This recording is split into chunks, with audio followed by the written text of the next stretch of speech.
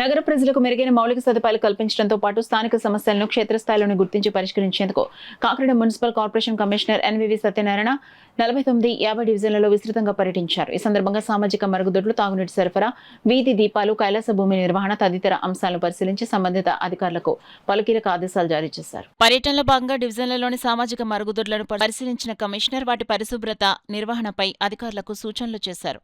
అనంతరం ఆ ప్రాంతంలోని కైలాస భూమిని సందర్శించి అక్కడ అధికంగా పెరిగిన కలుపు మొక్కలను వెంటనే తొలగించి పరిసరాలను పరిశుభ్రంగా ఉంచాలని ఉద్యానవన శాఖ అధికారులను ఆదేశించారు. అలాగే స్థానికులను నేరుగా కలిసి త్రాగునీటి సరఫరా సక్రమంగా జరుగుతుందా అని అడిగి తెలుసుకున్నారు. ఈ సందర్భంగా పలువురు ప్రజలు వీధి దీపాలు సరిగ్గా వెలగడం లేదని కమిషనర్ దృష్టికి తీసుకురాగా వెంటనే స్పందించిన ఆయన సంబంధిత అధికారులకు వీధి దీపాలను అత్యవసరంగా మరమ్మతులు చేసి సమస్యను పరిష్కరించాలని ఆదేశించారు.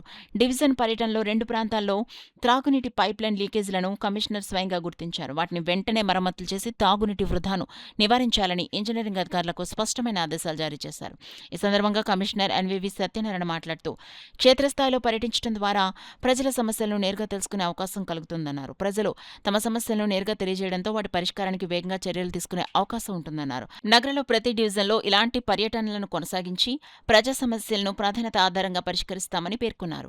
ఈ పర్యటనలో health officer doctor Prithvi Charan, sanitation supervisor Naidu, sanitation inspector Durgarao, ఉద్యానవన శాఖ సిబ్బంది నాగరాజు, సచివాలయ సిబ్బంది, మాజీ కార్పొరేటర్లు పల్వెల త్రిమూర్తులు, ఉషారాణి తదితరులు పాల్గొన్నారు. అది వర్షానికి జారిపోతుంది. అదే సహజంగా ఇసుక లక్షణం జారిపోయినట్టుంటుంది కాబట్టి అది మన డ్రైన్ డిపాజిట్ క్లోజ్ అయిపోతుంది. అట్లా చేయదని చేస్తున్నాము. అదేవిధంగా డ్రింకింగ్ వాటర్ కూడా 4 చోట్ల టెస్ట్ చేస్తాం. డ్రింకింగ్ వాటర్ మంచిగా వస్తుంది. అదేవిధంగా అక్కడ 4 స్ట్రీట్ లైట్స్ పాడిపోయిన కంపెనీ ఇవ్వడం జరిగింది. వారు చూసాము. మన ఎలక్ట్రికల్ ఏఈ గారు వచ్చారు. 4 స్ట్రీట్ లైట్ కూడా ఈరోజు రెక్టిఫై చేసేస్తాం. ఈరోజు ఏం చేస్తాము. అక్కడ తర్వాత ఏంటంటే మెయిన్ అక్కడ 2 లీకేజ్ వాటర్ లీకేజ్ చూసాము. ఆ 2 లీకేజ్ కూడా ఒకటేమో ఇండివిజువల్ ఇంట్లోకి వెళ్ళేది, అది కూడా చేసామని చెప్పాను.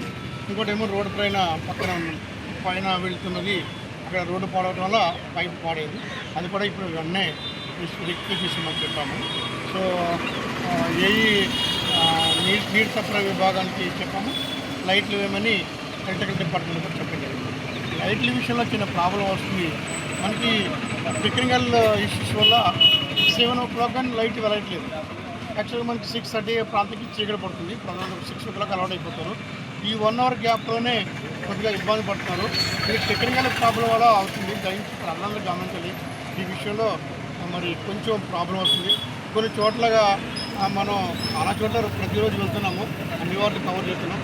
ఏదో వార్డు కవర్ చేయడానికి మాత్రం ప్రతిరోజు ఒక షెడ్యూల్ ప్రకారం నేను వెళ్తున్నాను. దయచేసి ప్రజలు అన్నిదా భావించుకునిగా ఈ ప్రాబ్లం ఉంటే నాకు ఫోన్ చేసి చెప్పండి. దయచేసి అట్ల వైజ్ పురమిత్ర యాప్ ఉంది, అక్కడ కూడా చెప్పండి. I will definitely come and attend. మొత్తం 50 వార్డులో మనకి తిరుగుతున్నాము. కొన్ని చోట్లకి ఎక్కువసార్లు వెళ్ళవలసి వస్తుంది, కొన్ని చోట్లకి తక్కువసార్లు వెళ్ళవలసి వస్తుంది. అక్కడ ఉన్న ప్రాబ్లమ్స్ బట్టి ఆ టు గో. దయచేసి అన్నిదా భావించొద్దని ప్రజల్ని మరీ రిక్వెస్ట్ చేస్తున్నాను.